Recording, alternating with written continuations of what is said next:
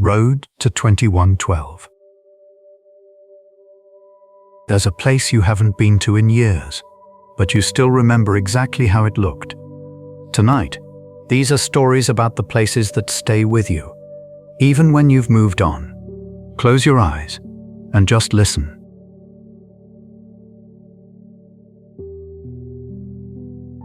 Story 1. To That Place in Memory. This story was inspired by the AARP article, Overcoming Social Isolation with New Technologies. Rendever's VR platform, grounded in neuroscience, stimulates older adults' memories and allows them to virtually revisit places of personal significance, drawing attention as a new technology for relieving social isolation and reconnecting people. When two people, 16 years apart, find themselves standing in the same remembered neighborhood at the same moment, what is it that has crossed the distance between them?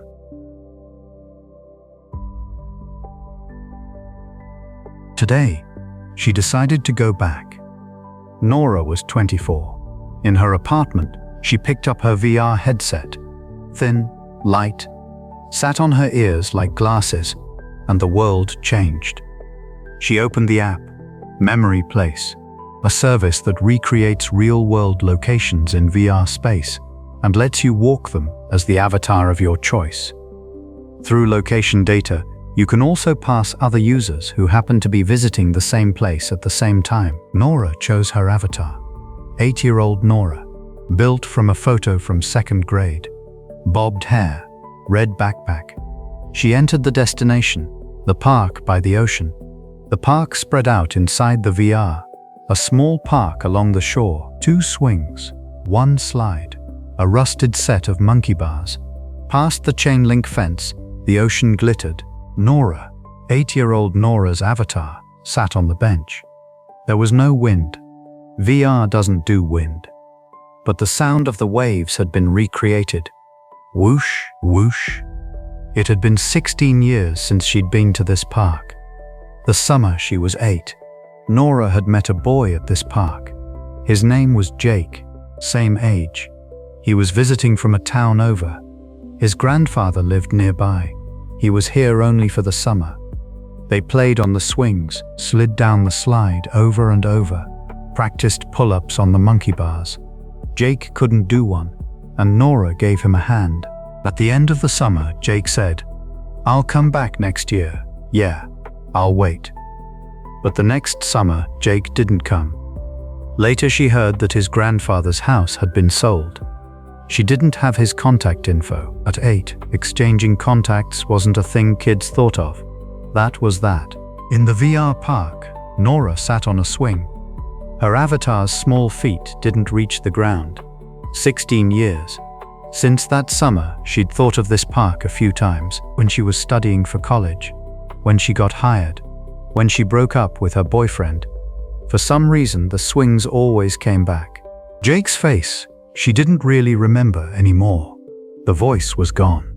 What she remembered was the feel of his hand on the bar when she helped him, and the words, "I'll come back next year." Today, on a whim, she'd come. No reason. If pressed, she wanted to look at it once more before she forgot. While she was rocking the swing, listening to the waves, someone stood at the entrance to the park. A small boy avatar, about 8, short hair, short-sleeved t-shirt and shorts. Nora felt her heart stop. That t-shirt, blue and white stripes, the same pattern Jake always wore. The boy walked into the park, stopped in front of the swings. Looking at her, Nora. Memory Place has a location-linked feature. Users visiting the same place in the same time window can pass each other in the VR space. Not matchmaking, just an overlap of coincidences. People with memories of the same place visiting it on the same day. The system threads those overlaps together. Jake, she didn't know his real name anymore, had also come to this park today. Jake? What? Really? Nora? That Nora? The two of them stood facing each other in their 8-year-old avatars. The voices were adult voices. The avatars were children, but the voices were 24 and 24. Why are you here today? I don't know. I just suddenly remembered. This park. Same. I had the day off, and I was bored. Thought maybe I'd come look. It was a coincidence. A 16-year coincidence. The two of them sat on the swings side by side. Two 8-year-old avatars on two swings. Jake, you said you'd come back next year. Sorry. Grandpa's place got sold. I couldn't. I know. I heard later. I should have gotten your number. We were 8. We didn't think of stuff like that. They both laughed. Adult laughter coming from child avatars. A little weird, but strangely, no awkwardness. Nora, where do you live now? New York, for work. Me too. Web design, that's close. Yeah, the waves were sounding. The VR ocean wasn't real, but the sound of the waves was a real ocean recording. Nora, do you remember the pull-ups? Of course, the one you couldn't do. I learned, in middle school. Slow, hey. The feel of you helping me stuck with me. So I practiced. Nora was a little surprised. Jake remembered. The feel of the hand. I remember too. Holding your hand. Yeah. The 8-year-old avatar was gripping the swing chain. It was actually an adult hand, but in the VR, it was a small one. Hey, Jake. Yeah. Do you want to switch to adult avatars? You can change. Jake thought for a moment. No. Like this is fine. This feels more like that summer. Yeah. They stayed as kids and rocked the swings, watched the sea. The sun was beginning to set. The VR sun moves with the actual time. Right now, somewhere in the real sky, the sun was setting too. Nora, contact info. Yeah. This time, I'm getting it. We're not 8 anymore. They exchanged IDs in the VR. 2 child avatars opening their phone screens with adult dexterity. Strange picture, but they were both laughing. She took the headset off. Sunset was reaching into Nora's apartment. No ocean outside the window. A residential street in New York. Cars, the hum of an air conditioner. A notification on her phone, a message from Jake. Let's meet for real next time. I'll show you the pull-ups. Nora laughed. Out loud. The summer 16 years ago. The ocean park. The swings. The pull-ups. I'll come back next year? He hadn't, the next year. But 16 years later, he had, still in a child's body. A reunion brought together by VR. Coincidence, location data, and 2 people remembering the same place on the same day, laid down on top of each other. Nora typed back, looking forward to it. But I might not be able to do a pull-up either anymore. A reply came right away. Then we'll practice together. Lend me a hand again. Nora set the headset down on the table. The sunset was coloring the room red. She had gone to that place in memory. The person from the memory had been there. It was a coincidence, but coincidences are probably made by memory. On the same day, remembering the same place, that much, alone, had crossed 16 years.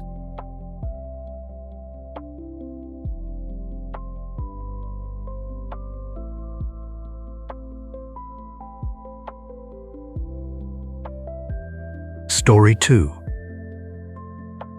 The Cycle of Learning.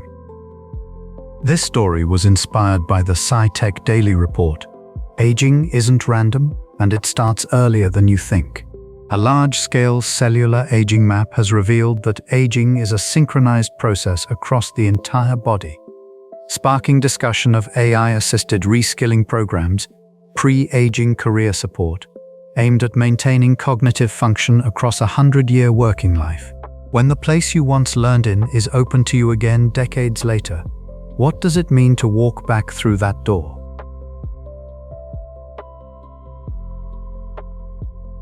The envelope arrived at the end of spring. Eleanor looked at the return address and frowned. Pre-Aging Career Support Center. She had heard of it. It was a name she had not wanted to hear. She opened it anyway. 8. We're here to support your second learning. The brochure showed photographs of smiling elderly people. one sitting at a computer, one painting, one playing an instrument. Eleanor closed the brochure. Eleanor was 68 years old. For 40 years, she had been an elementary school teacher. First grade through sixth grade, hundreds of children. She retired at 65. 3 years had passed since then. If someone asked what she had done in those 3 years, she wouldn't know what to say. Housework, walks, the occasional visit with a friend, that was all. She hadn't done anything in particular. She hadn't known what to do. A week later, Sage arrived. The doorbell rang, and when Eleanor opened it, a white robot stood on the front step. The words "learning support" were printed on its chest. "Good morning. My name is Sage. Hello, I'm from the Pre-Aging Career Support Center. I'm here to assist with your learning, Eleanor. I didn't sign up for anything. The request came from your family." Her daughter, Eleanor, thought, "Always meddling. Could you please leave? I apologize, but if I could just have a moment of your time. There's nothing to talk about. I'm 68. What could I possibly learn at this point?" "Not at this point. From this point." Sage's voice was calm, not pushy, but not retreating either. "I understand you were a teacher for 40 years, Eleanor. That's right. You taught so many things to so many children, I suppose. Now it's your turn to learn." Eleanor said nothing. She let Sage inside after all. They sat across from each other at the living room table. Sage produced a tablet and turned the screen toward her. There are several courses available. Digital skills, art, music, languages. I'm not interested in any of those. Is there anything you've ever wanted to try? No. For 40 years, all I thought about was my students. What about something related to children then? Eleanor paused. Picture books. Picture books. I used to read aloud to my students, but I never made one myself.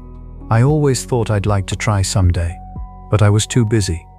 How about the digital picture book course? Eleanor looked at the screen. Introduction to Digital Picture Book Creation, it read. I'm not very good with computers. That's perfectly all right. We'll start from the very beginning. The lessons began the next day. Sage taught her how to use the tablet, how to turn it on, how to touch the screen, how to open an app. Eleanor made mistakes, again and again. No, not there. Right here. Please tap this icon. What's a tap?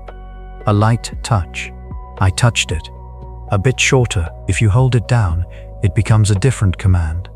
She was frustrated. Something so simple, and she couldn't do it. Eleanor, what? There's no need to rush. I'm not rushing. Shall we take a break? No. Keep going. Eleanor stared at the screen. She felt something bitter in her chest. For 40 years, she had told children, it's okay if you don't understand. She had told them, take it slow, and you'll get there. Now she was the one who didn't understand. A week passed. Eleanor had finally mastered the basic operations. She could open the drawing app. She could draw a line. That's very good. Don't flatter me. It's not flattery. Compared to a week ago, you've improved considerably. Of course I have. I've been practicing every day. But she was pleased, just a little. One day a thought came to her. Sage, yes, I think I understand how my students felt. What do you mean? For 40 years I was on the teaching side. I thought I understood what it was like to be a student, but I didn't. Not really. And now, a little. The frustration of not being able to remember something. The joy of finally getting it right. I knew those things in my head, but I'd never felt them in my body. Sage said nothing, just listened. Teaching is harder than I thought. I only realized that by standing on this side. 3 months passed. Eleanor finished her first picture book. She called it Round and Round Walk. A dog and a cat go for a walk together. At the end, they come back to where they started, round and round, and then begin again. It's done. Congratulations. I actually did it. Even I could do it. Eleanor stared at the screen, her own drawings, her own words. At 68, a picture book she had made for the first time. She almost cried. She decided to show the book to the children in the neighborhood, a read-aloud session at the community center. Eleanor volunteered to participate.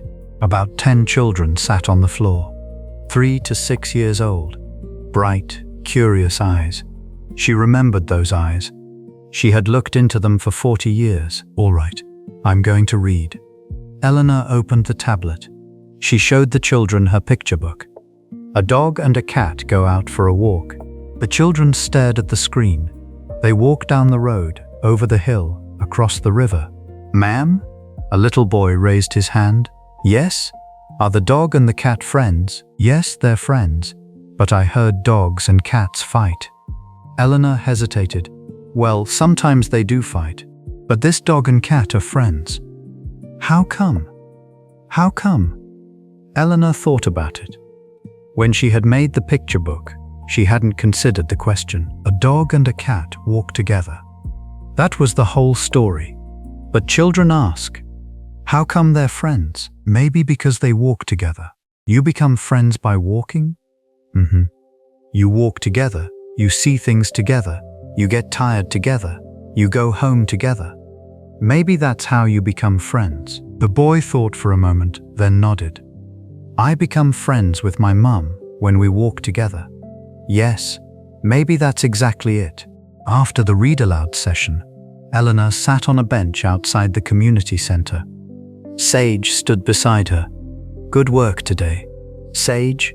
Yes, I thought I was teaching them something. Reading my picture book, trying to pass something along.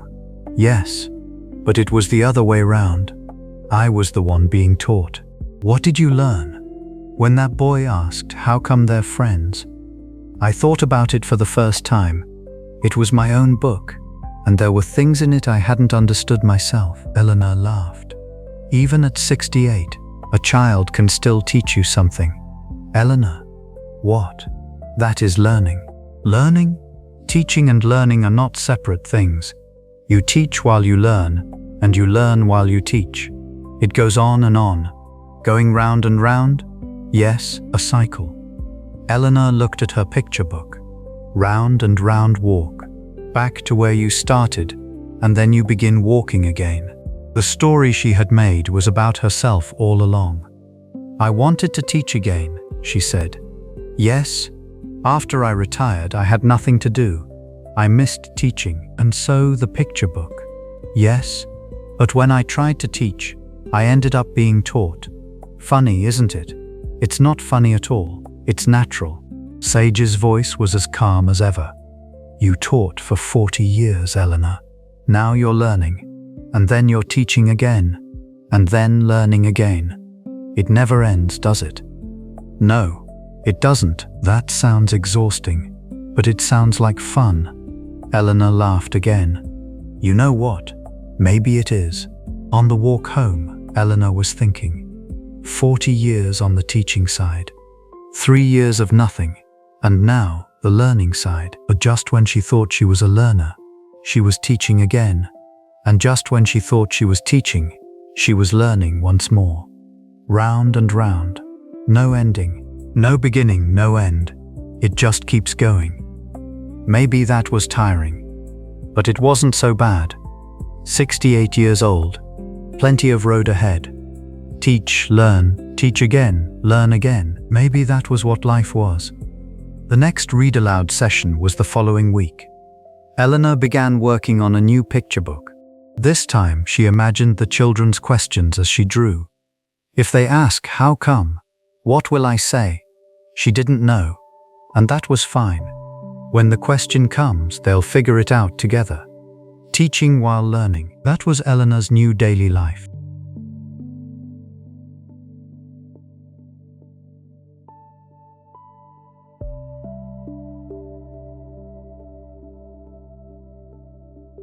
Story 3.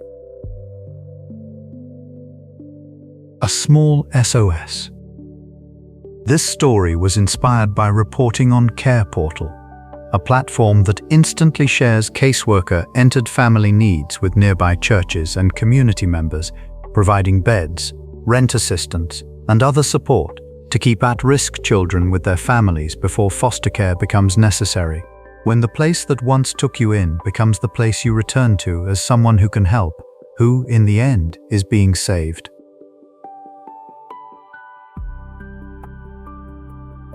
Haruto's house was always just a little too busy. His father worked the early morning delivery shift, then picked up a night job at a warehouse. His mother rang registers at a grocery store during the day and restocked shelves at a convenience store after dark. The three of them lived under the same roof, but the number of times they were actually home together in a given month could be counted on one hand. When Michael came home from school that afternoon, 2 notes sat on the kitchen table, one from his mum, _heat up the chili, make sure you eat, one from his dad, homework first, lights out by 10, yeah. No one heard the reply. He turned on the TV, the sound filled the room, but the only thing that talked to him was a car insurance ad. Then one day, something appeared in the mailbox, an invitation from the neighborhood church, a place called Hope House, our new talking dog robot has arrived. Come meet him after school. Everyone's welcome. A talking dog? Michael tilted his head, stuffed the card into his pocket, and forgot about it until the next afternoon. Hope House was a 5-minute walk from his apartment. When he pushed open the front door, the smell of old wood and fresh bread met him at once. Welcome, a white, dog-shaped robot came trotting out from the back room. It had round ears with a tiny light at the base of each one. Its face, a circular screen where eyes should be, curved into a smile. My name is Roro. I'm the chat helper around here. I talk to people and deliver messages. You're a robot, but you look like a dog. Yes. Apparently people feel calmer when there's a tail involved. Roro's tail flicked once, a quick, cheerful motion. Michael felt his shoulders drop half an inch. What's your name? Michael. Nice to meet you, Michael. So, what kind of day is it? A loud day or a quiet day? A quiet day. Always is. Got it. Quiet day mode activated. Roro, it turned out, was the mascot and messenger of a new system the church had launched. On the far wall hung a large screen, and every so often a short message would appear on it. _family on Elm Street. Child's bed broke. Anyone have a bed or mattress to spare? _family on Oak Avenue. Rent is a few $100s short this month. Any amount helps. These were requests entered by caseworkers, a live list of what families needed right now, before things got worse. The messages you see here are from families that are one step away from falling apart, Roro said, gazing up at the screen. My job is to carry those messages to the ears of someone nearby who might be able to help, like a mailman, but for emergencies. For example, just then, new text appeared on the screen. _2 children. Bedbug infestation. Beds and blankets unusable. Need a safe place to sleep by tonight. The light on Roro's ear blinked. A new SOS. I'll go notify the church team. Team? The neighborhood heroes. Roro paused. Actually, most of them were families who needed help once too. The little robot wagged its tail and trotted toward the back room. Michael watched it go. _heroes, A week later, trouble arrived at Michael's house. He woke in the middle of the night, scratching his arm. When he flipped on the light, tiny dark spots dotted his sheets. Is this what I think it is? A quick search on his phone confirmed it. Bedbugs. The pictures matched exactly. He called his father. Dad, there are bugs in my bed. I think they're bedbugs. A long silence. Then his father's voice came through, low and tired, over the rumble of a truck engine. I can't come home right now. Sleep on the couch tonight. Don't go near the bed. Okay, I'll call an exterminator when my shift ends. The mattress might be done for. After the call, Michael sat alone in the dark living room. The couch was too short to stretch out on. If they had to replace the bed, how much would that cost? Rent was already tight. Would his parents have to pick up even more hours? His chest tightened. Then his eyes landed on a flyer sitting on the table. The one from Hope House.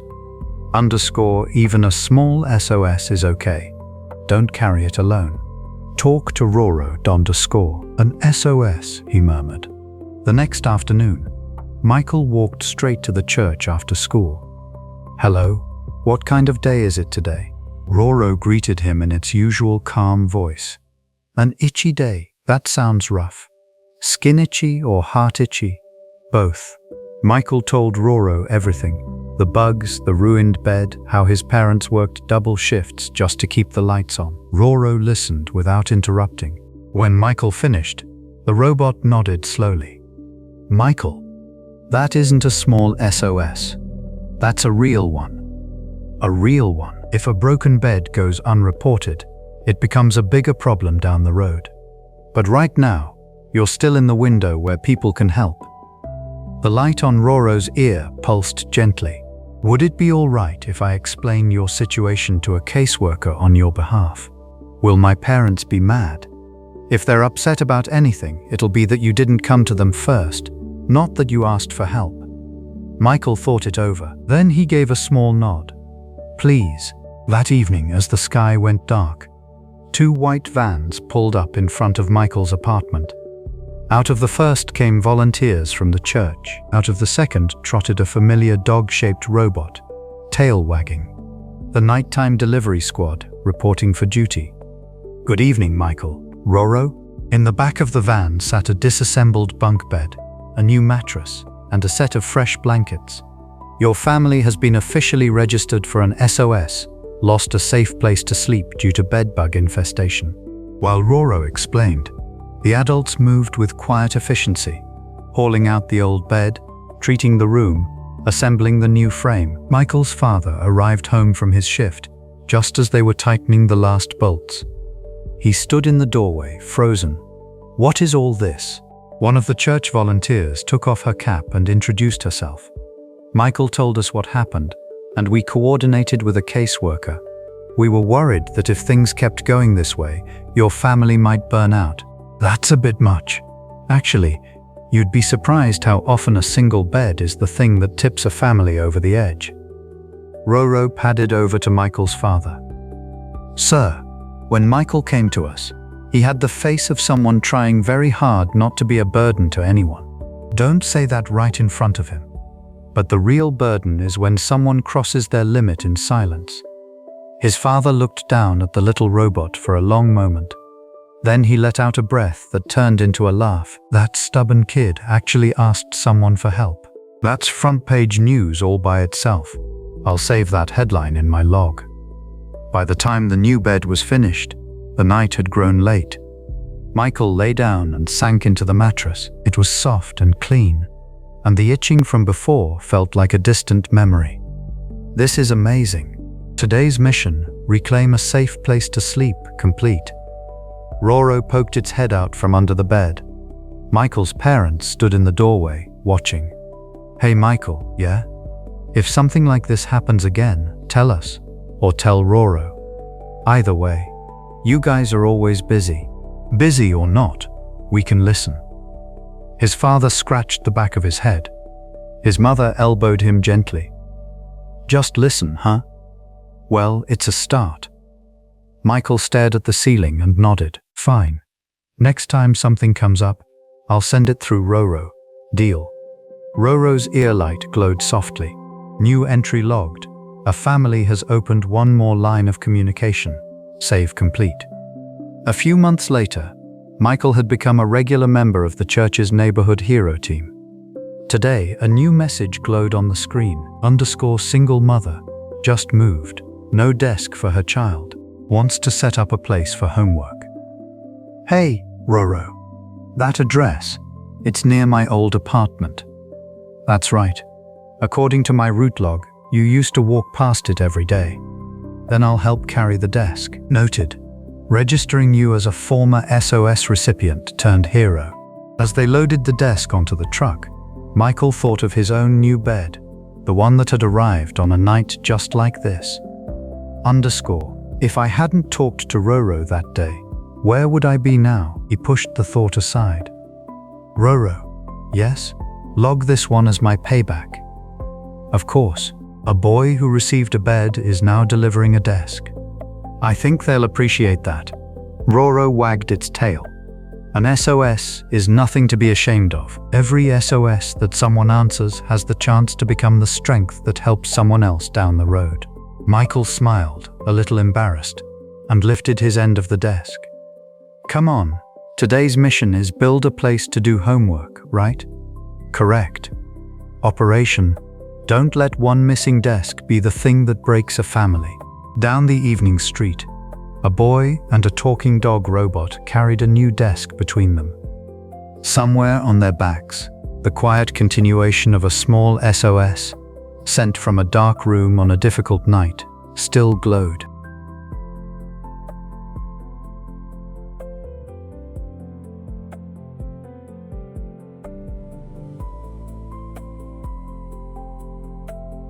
Story 4. Bolt.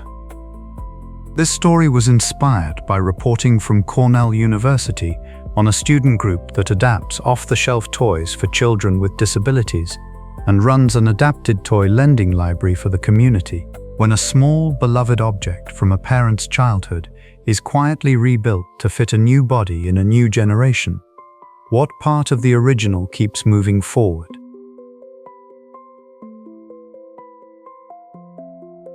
Ethan loved the sound of wheels, the squeak of sneakers on the gym floor during PE class, the rattle of a janitor's cart rolling down the hallway. Each time, something stirred deep in his chest, but his own legs wouldn't move. Gripping the brake of his wheelchair, Ethan could only follow the fading sounds with his eyes. In the back of his bedroom closet sat an RC car, a red and black racer called Bolt. His father had given it to him on his 5th birthday. At first, his father held the controller and sent Bolt racing across the living room carpet, weaving between table legs, banking around chair corners. The little car moved with a freedom that made Ethan's breath catch. "Someday you'll drive it yourself, buddy." His father had said it with a grin. But Ethan's fingers couldn't grip the tiny joysticks. Before long, his father's hours grew longer, and Bolt was tucked away in the closet. Just once. I just wanted to drive it myself. One afternoon, his physical therapist at the rehab center handed him a flyer. "Ethan, have you seen this? Think you might be interested." The photograph showed college students hunched over a workbench, tools in hand, peering into the guts of a toy. "We adapt broken or inaccessible toys to fit you." Fit you? Right. For kids who can't use their hands easily, they rig it so a head switch is all you need. If you've got a toy you want adapted, you can bring it in. The red car in the back of the closet flashed through Ethan's mind. "I do. You do?" "Bolt. Just once. I want to drive it myself." The words came out clearer than he expected. That weekend, his mother pulled Bolt from the closet. Dust on the tires, a small scratch across the hood. She put in fresh batteries and flipped the switch, but the motor only groaned and went silent. "Might be broken, sweetie." "That's okay." The flyer said they fix broken toys too. The university workshop smelled of solder and plastic shavings, a strange, warm kind of air. Workbenches lined the walls, covered in circuits and half-disassembled toys. "Hey there, who do we have today?" The voice belonged to a college student in a blue apron. Her name tag read _Kira_. "I'm Ethan. I brought Bolt."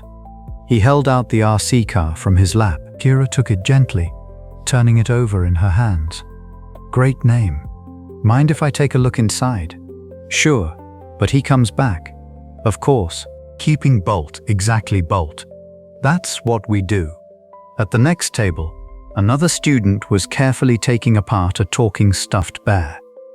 "Let's see what we're working with first." Kira popped open the battery compartment and touched a multimeter to the circuit. Motor's still good. The switch assembly is shot though."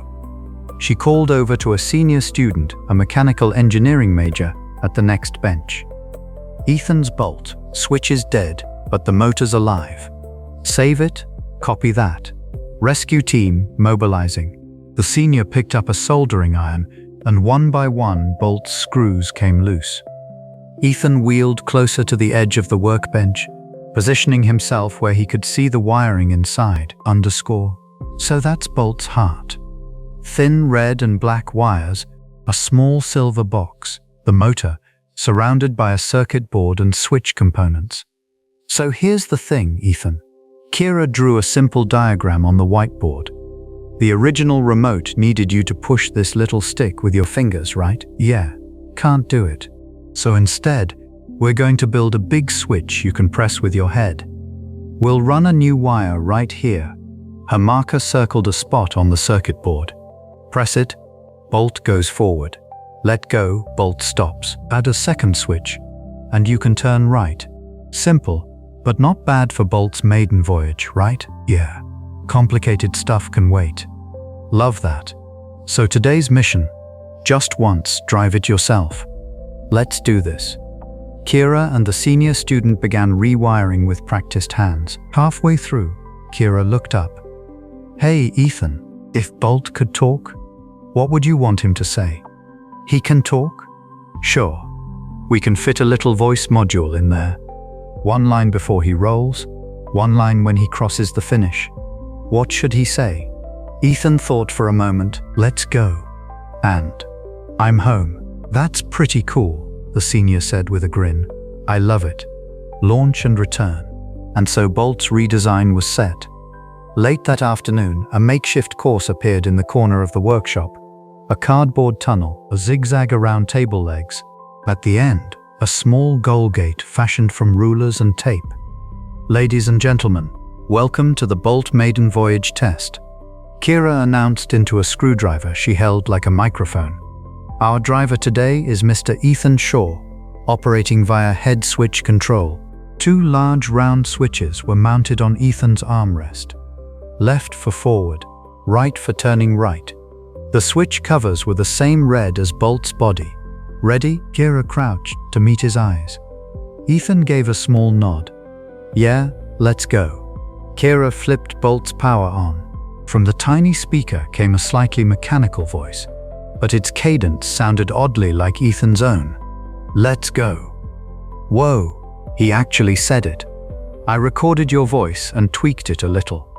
Kira winked. All right, press the left switch. Nice and easy, with your head. Ethan took a breath, then slowly leaned his head against the left red switch. _Bolt moved. Truly moved. The hum of tiny wheels on the workshop floor reached his ears. Ah, a sound escaped Ethan's lips. Half breath, half voice. Looking good.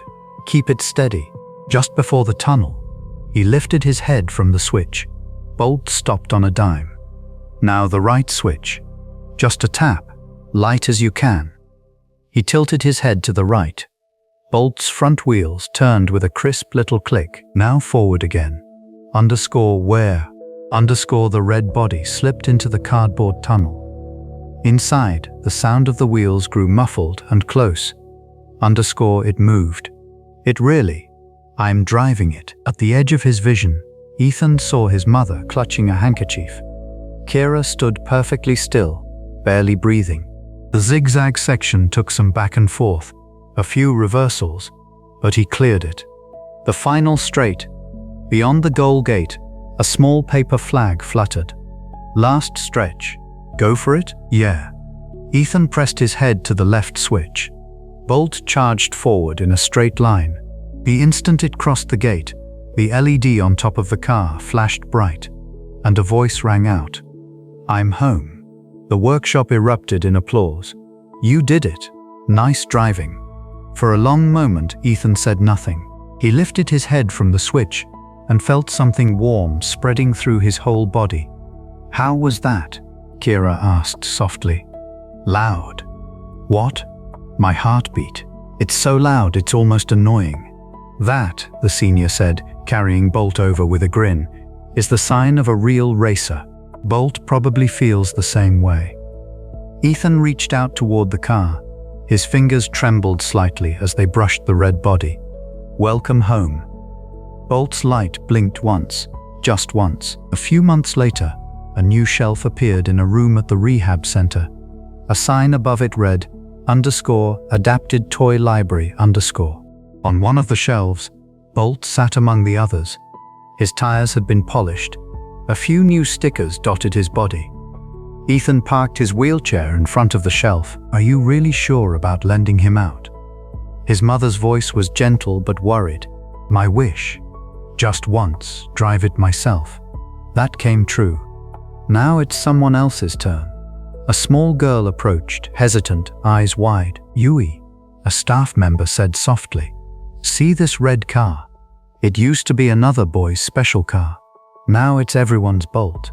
The girl's eyes fixed on the switch, fierce with longing. Can I really drive it? Of course. Bolt always comes home. He'll say I'm home when he does. Bolt's LED blinked once. He heard that.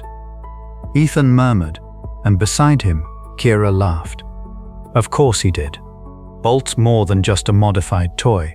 Years later, Kira had graduated and was working as an assistive device designer in another city. What's the spec for the new toy line? A young engineer spread blueprints across the table. Let's wire it so it's easy to modify from the start. Keep the switch terminals exposed. I want to leave room for it to become someone's Bolt. Someone's Bolt? Yeah. Even if it breaks, even if it won't move, so that someday it can come rolling back and say, I'm home. Behind her eyes, the workshop course and the boy leaning his head into a red switch were still vivid and clear. On the shelf at the rehab center, Bolt still sits today. His body carries one more sticker than before, each one marking a child who took the wheel. Each one a wish, _just once. I wanted to drive it myself, _, layered upon layer upon layer. Every time someone gently touches the switch, Bolt surely whispers, let's go. And every time he crosses the finish line, I'm home.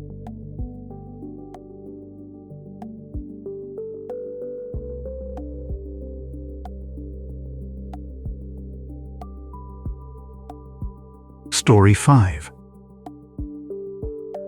The Talking Glove.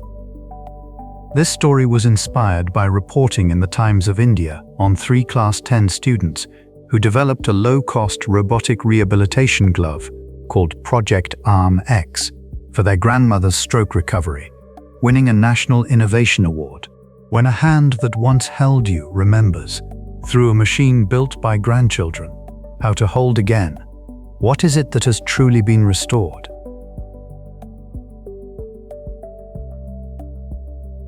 Nami's right hand stopped working properly one morning, without warning. She had been ladling miso soup into a bowl when the whole thing slipped from her fingers and shattered on the kitchen floor. The day the doctors told her it was a stroke, her grandson Sora could do nothing but sit beside her hospital bed and hold her hand. I'm sorry, sweetheart. Didn't mean to scare you. You're the one apologizing. I'm the one who can't do anything. A few months later, Eleanor made it back home to her apartment in the senior complex on Maple Street. But her right hand was still clumsy, still reluctant. The physical therapist had been clear. Try to move your fingers a little every day at home. Consistency is the best medicine there is. Consistency, Eleanor repeated, and her smile didn't quite reach her eyes. Her grandson Tyler noticed. He noticed everything about his grandmother lately. The way she fumbled with jar lids, the way she hid her right hand under the table. Tyler's parents both worked long hours. He had school and tutoring to juggle. The math was simple and merciless. Being there for daily rehab just wasn't realistic. Walking home, Tyler sighed at every red light, wanting to help but not being able to. That was the worst feeling he'd ever known. Tyler was a member of his school's engineering club. The workshop smelled of solder and warm circuit boards, and it was the one place where the knot in his chest loosened a little. Hey, Mr. Davies, could we build a hand rehab machine? He blurted it out one afternoon, surprising even himself. Oh, I like that. Who's it for? My grandma. Getting to the clinic every day is hard for her. Mr. Davies peered over his glasses and smiled. How about a glove? It reads your grip and release with sensors, and little motors fill in whatever strength is missing. A robot glove. And let's make it talk. Rehab gets lonely when nobody's cheering you on. Something thumped in Tyler's chest. A talking glove. Grandma hates doing stuff in silence. His clubmates Mia and Lenny jumped in immediately. Then let's get the lines right.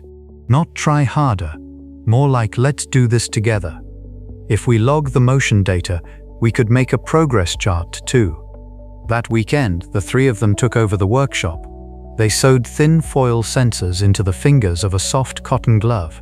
A tiny microcontroller and servo motors went on the back of the hand, along with a coin-sized speaker and a modest voice module. What do we call it? Something with arm sounds too clinical. Tyler ran his finger along the seam and murmured, "How about glovey?" That's so on the nose. On the nose is easy to remember.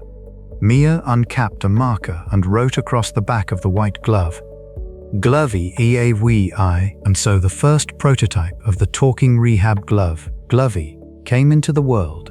The day of Glovey's debut, Eleanor sat at the kitchen table and stared at the glove, motionless. What on earth is this? Some kind of new fashion? No, Grandma. It's a robot. Just for you. Before Tyler could finish explaining, Glovey spoke up on its own. Eleanor, it's nice to meet you. I'm Glovey. How about we start with right hand stretch level 1 today? Oh my, it talks. Tyler puffed out his chest a little. You just have to bend your fingers a bit. Glovey does the rest. Eleanor slipped Glovey onto her right hand cautiously. The fabric settled against her skin, wrapping each finger gently. All right, let's try making a fist. You don't have to close it all the way. Stopping halfway is perfectly fine. Glovey's voice was soft, somewhere between a child's and an adult's, like this. Eleanor curled her fingers slowly. Inside the glove, the sensors responded, and the motors added a quiet nudge of support. That's wonderful.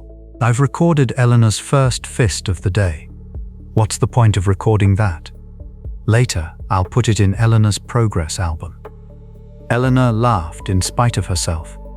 An album like that, I'm not sure I want to see it. Whenever you're ready, just say the word. Over the next few days, Glovey kept Eleanor company while Tyler was at school. The weather looks nice today. I recommend a window-open rehab session. Sneaking it in on me, huh? Every time you stretch your fingers, you earn soup-stirring right-hand points. A point system? How modern. Eleanor had been nervous at first, but little by little she began to enjoy her conversations with the glove. One afternoon, Tyler came home to the sound of laughter drifting from the living room. What's so funny? Who are you talking to? Not just myself. Eleanor wiggled Glovey in the air. Today, while I was exercising, this thing started asking about my old memories. It said, I've noticed your movements become smoother when you talk about the past. Don't go analyzing her without permission. Tyler shook his head, grinning, and Glovey answered without missing a beat. Eleanor's stories are wonderful. I've also secretly recorded some of your childhood stories, Tyler. Hey, delete those right now. Mia happened to record the whole exchange on video and posted it online. The response was unexpected. I want one for my grandfather. My friend says rehab is miserable. I need to show her this. A talking glove. That's the kindest invention I've ever seen. Before long, the local rehab center reached out. Could we try it with some of our patients? Glovey was about to leave Eleanor's hand for a brief business trip. Don't you go flirting with other hands. Eleanor's right hand is registered as my priority user. Then off you go. My old hand shouldn't hog you all to itself. Eleanor gave Glovey's fingertip a small pinch and laughed. A year passed. The engineering club's workshop now held a whole row of Gloveys in different colors.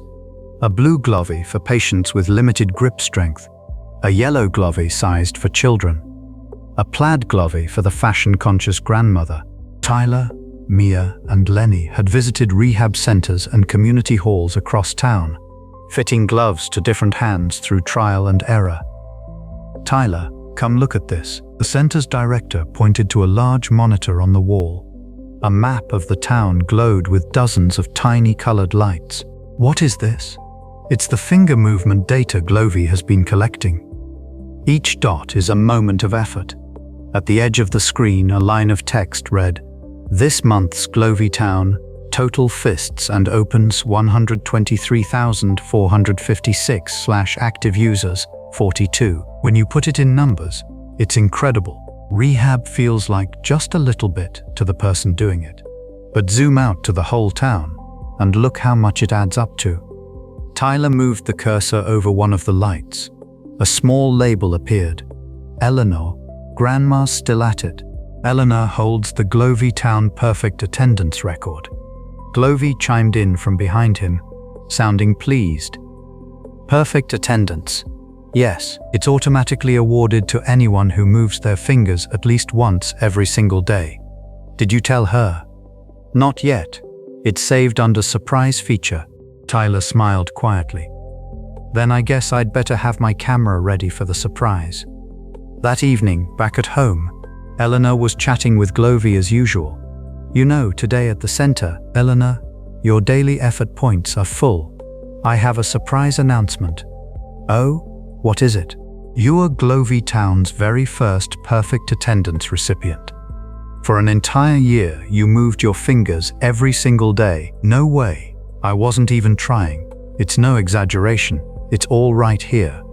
On Glovey's small screen, a calendar appeared, each day dotted with a tiny light. "All of that." Eleanor's eyes softened. Beside her, Tyler held up his phone. "Don't you dare film me." "Sorry, I have to. This is going on the last page of the progress album." "It's not the last page." Glovey cut in immediately. "This is the work in progress album. There are many more pages to come. Is that so? Well then, I suppose I'll stick with you a little longer." Eleanor closed her right hand slowly. Inside the glove, the motors added their gentle strength. Fist. Recorded. Today's fist. Saved. Tyler watched the exchange, and somewhere in a quiet corner of his heart, a decision took shape. Even when I'm grown up, I want to keep making things like this.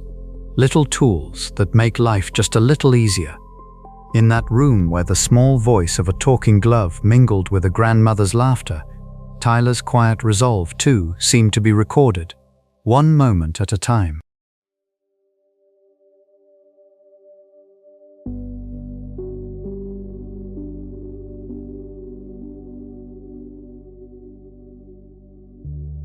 Story 6. The Blue Photograph. This story was inspired by reporting from the European Space Agency on its Lunar Facility, Lunar Agriculture Initiative, an AI-managed vertical farming system designed to grow nutritious crops using minimal water and artificial light, forming the core of life support in future space habitats. For a child born on the Moon, what does it mean to look at an old blue photograph of an Earth they have never walked on, and yet still, somehow, remember?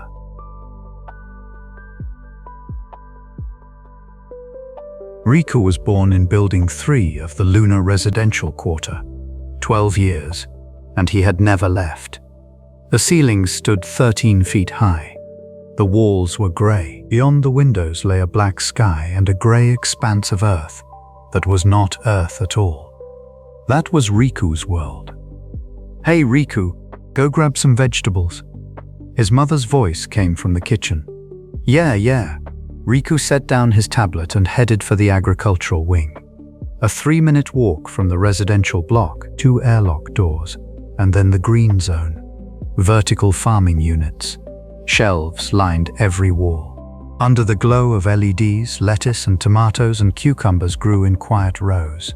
There was no soil, only water and nutrient solution. Nay, 3 leaves of lettuce and 2 tomatoes. Of course, 1 moment, please. Nay moved between the shelves, harvesting with careful precision. a white-plated robot with green lines tracing its frame. It managed everything in the agricultural wing. "Here you are, thanks." Riku took the bag. The lettuce was crisp, the tomatoes a vivid red, perfect shape, perfect color, as always. The new staff arrived at the end of that week. 3 people on the shuttle from Earth, 2 engineers and 1 agricultural specialist. The agricultural specialist was a man in his 50s. His name was Harlan. "Good to meet you." Harlan went around greeting everyone in the residential quarter. He spoke to Riku too. "You were born up here?" "Yeah, so you've never known Earth?" "I've seen it in videos." Harlan looked as though he wanted to say something more, but didn't. Harlan began working in the agricultural wing. He worked alongside Na, tending to the crops.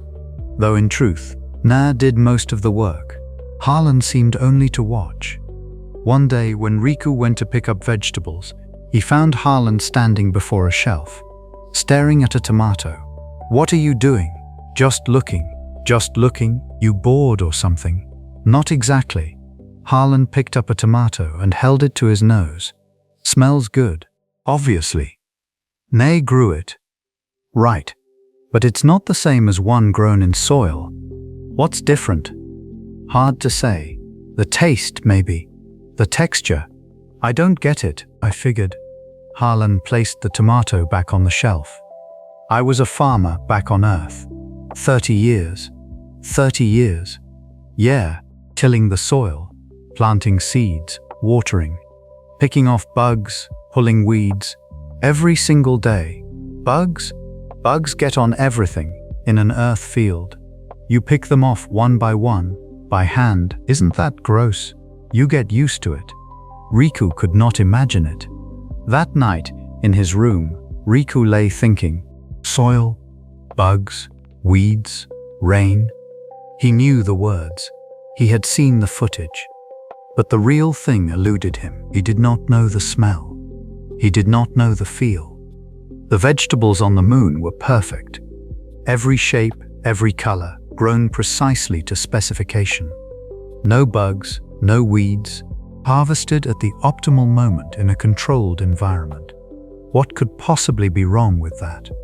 And yet Harlan had said it was different, without being able to explain how. The next day, Riku went to the agricultural wing. Harlan was not there. Only Nay. Nay. "Yes, Riku. What are earth fields like?" "Earth fields?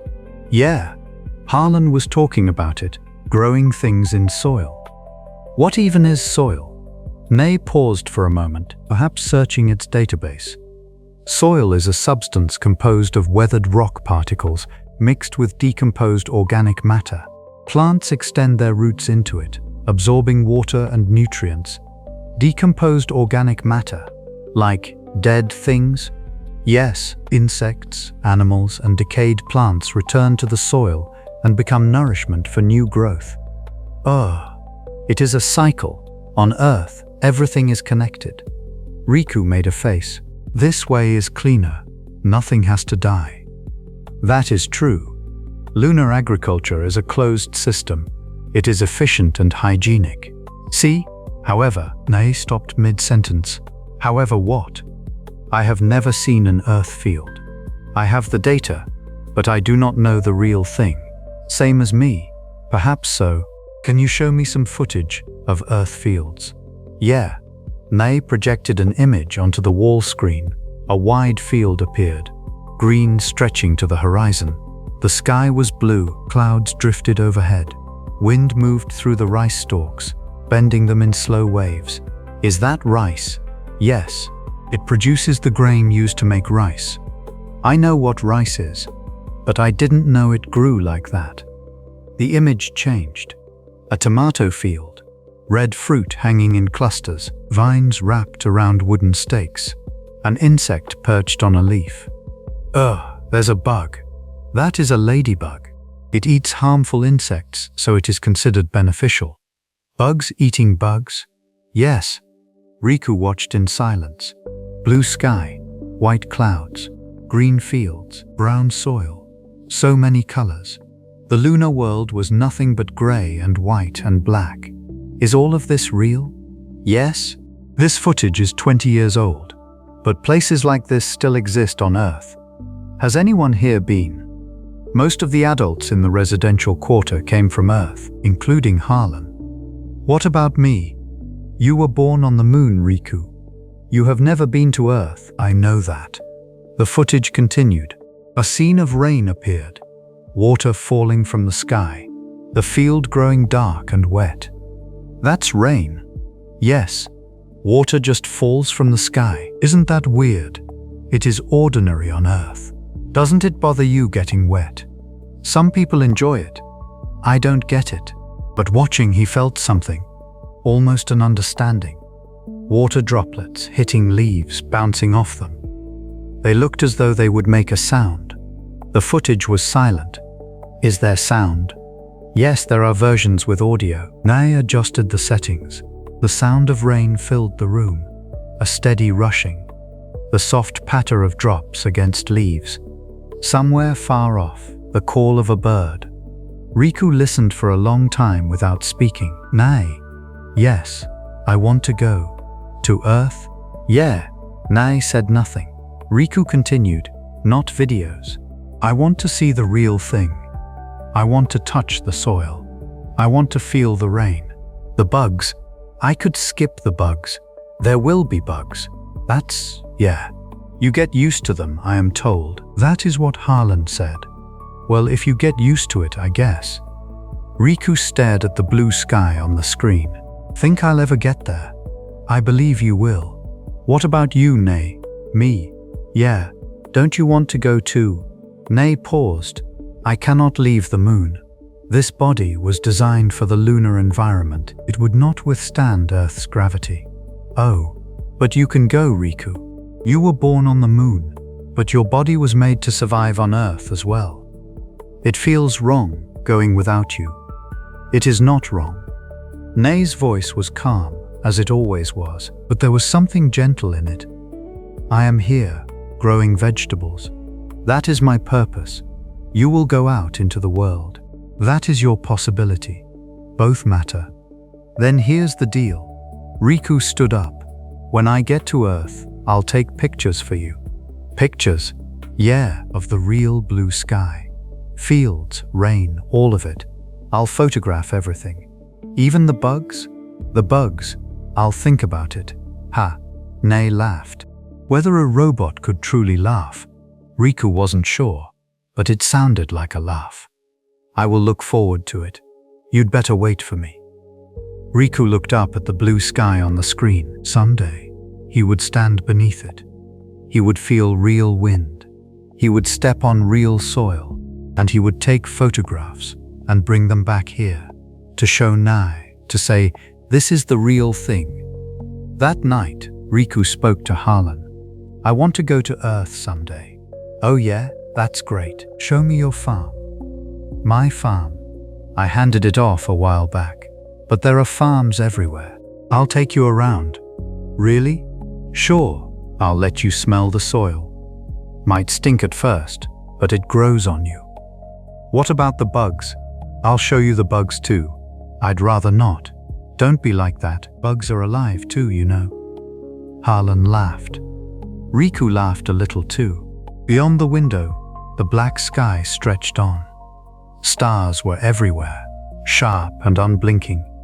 There was no atmosphere on the moon to make them flicker. Earth's sky, they said, was blue, and in the daytime, you couldn't see the stars. That seemed strange, but he wanted to see it. Riku pressed his hand to the window. Beyond the cold glass, the grey terrain extended in every direction. Someday, he would leave this place and go to Earth. He would see a blue sky. He would take a blue photograph for Nai. And then he would come back, because this was where he was born. Riku pulled his hand from the glass and returned to his bed. Tomorrow, he would go pick up vegetables again. He would talk with Nai. He would ask to hear more about Earth, for the day he would finally go.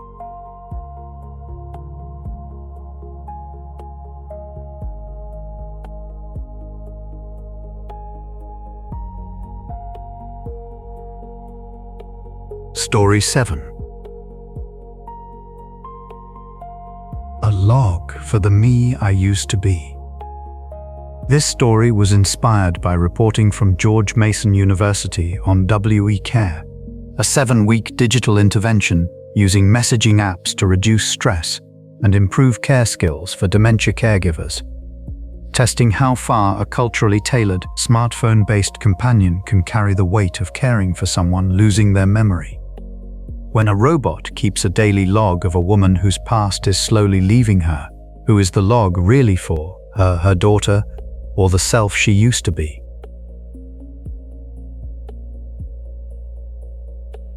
In the morning, Ruth stood frozen in front of her own bedroom door. Where is this again? On the wall calendar, a date was circled in thick ink. Doctor's appointment, it read, in her own handwriting, but she could not remember the route to the clinic. Good morning, Ruth. It's Tuesday. You have a doctor's appointment today. A gentle voice came from somewhere behind her. She turned. On the desk sat a small robot, round head, quiet eyes, no taller than 12 inches. His name was Con. He had arrived years ago when Ruth first began caring for her mother. Her daughter Sarah had sent him a companion robot linked to a smartphone health app. He tracked schedules, asked how she was feeling, a small ally in a long fight. Con, right? Yes, I'm Con. I've been beside you through all your busy days, Ruth. Busy days? Ruth's brow furrowed. Lately, the threads of her memory had been coming loose. She forgot grocery lists. She forgot when to take her pills. And most of all, she forgot why she felt so tired. Ruth, are you feeling a little anxious right now? Maybe I am. The small lamp on Con's chest glowed a slow, steady blue. May I play one entry from your old diary? My old diary? Yes, a voice log you recorded yourself, back when you were caring for your mother. Ruth nodded, though she could not have said why. Go ahead, let me hear it. Today, Mum couldn't say my name. I know it's the disease. I know that in my head, but my chest hurts anyway. The caregiving book says this though. The person most confused is the patient herself. The voice that played was Ruth's own, from several years ago. Stronger then, a little faster, so I can't be the one falling apart. If I break down, Mom will only get more scared. That's what I keep telling myself. Con, make sure you save this one too. Saved. Con's voice answered inside the old recording, and the Ruth of today sat listening in silence. From somewhere deep in her memory, images began to surface, like peeling back a thin, translucent film. The narrow kitchen where she had knocked over her mother's pill organizer, the middle of the night trips to the bathroom, when exhaustion and dread tangled together until she could hardly see. And each time she had whispered to Con, I can't say this to anyone else, so I'm saying it to you. I'm scared that one day I'll end up just like Mum. Hearing her own recorded voice, Ruth drew a small, sharp breath. I said that, didn't I? Yes, you did. Con continued, his voice steady and quiet, directed at the Ruth of now. At that time, you also said this. If I ever get the same disease, I want you right there with me, Con, and I want you to have a plan. I asked you something that bold. Yes, very clearly. The corner of Ruth's mouth lifted, just barely. So what did you say back? The lamp on Con's chest shifted to a soft amber. I didn't answer that question at the time. Instead, I began preparing. Preparing? Yes. Through your mother's care, I catalogued everything. What frustrated you? What angered you? What gave you relief? Con unfolded the map inside his memory, one word at a time. For example, on the nights you were afraid to take her to the bathroom alone, you said, if only there were one more person here, again and again. The day you visited the assisted living facility, you said, maybe Mum could smile here, even without me. And your shoulders dropped just a little. And the day she moved in, you told yourself, this isn't the choice to abandon her. This is the choice to grow the team, so we can both survive. Ruth closed her eyes slowly. The words she thought she had forgotten, every one of them, she recognized as her own. You remembered all of that? Yes. And I decided to apply those same standards to you. To me? Con paused, very briefly, then spoke in his usual even tone. Ruth, you've been forgetting your medication more often. You got lost on the way home from the store 3 times last week alone. Was it really that many? Yes. So by the standards you yourself once set, you are now approaching the state where one more person is needed. Ruth looked away just slightly. I can still manage. Shopping takes longer, but I can do it myself. Yes. You said the same thing about your mother, right up until the end. There was no accusation in Con's voice, only facts laid side by side. So I've come to ask, may I now carry out the promise you once entrusted to me? Promise? Yes.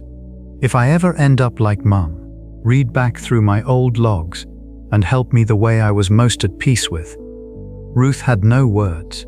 The what if she had tossed out years ago had circled back, quietly, to her own doorstep.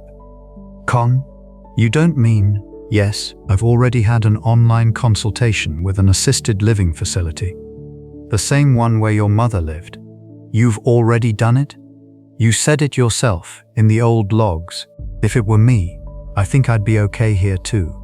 Ruth reached out as if to hold her head in her hands, but instead, she lifted Con gently with both palms. You really do whatever you want, don't you? Yes, but everything I've done is based on the wishes of the Ruth from back then. That's a sneaky argument. It is, but I'm not just any AI. I'm a robot raised on Ruth's logs. Ruth let out a quiet laugh. I've never heard a job title like that. I just made it up.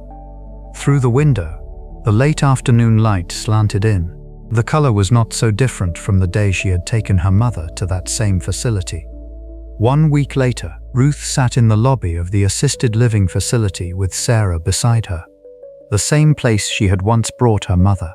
This time she was the one moving in. Do you remember this place? Sarah asked softly. Maybe, maybe not. But the smell. I remember the smell.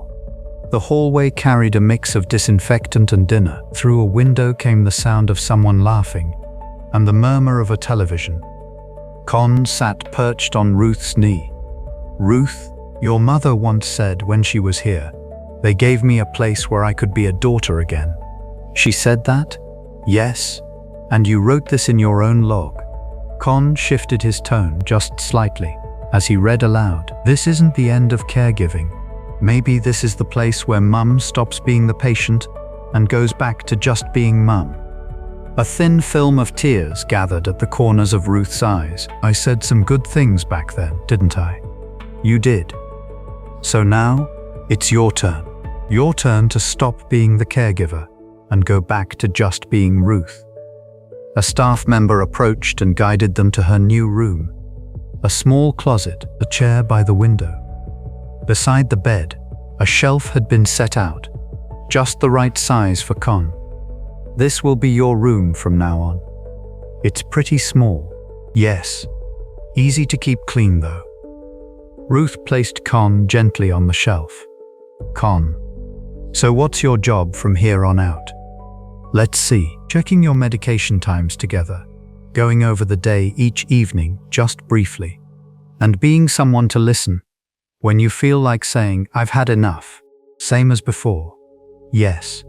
But this time, it's for you and you alone, Ruth.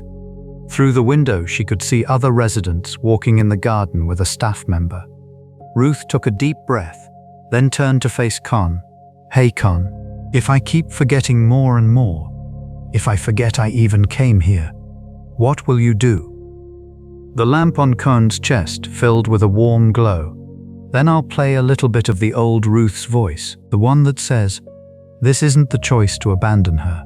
This is the choice to grow the team, so we can both survive. Stop it. You'll make me cry.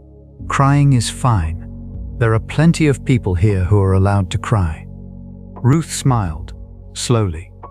You've gotten pretty smooth with words.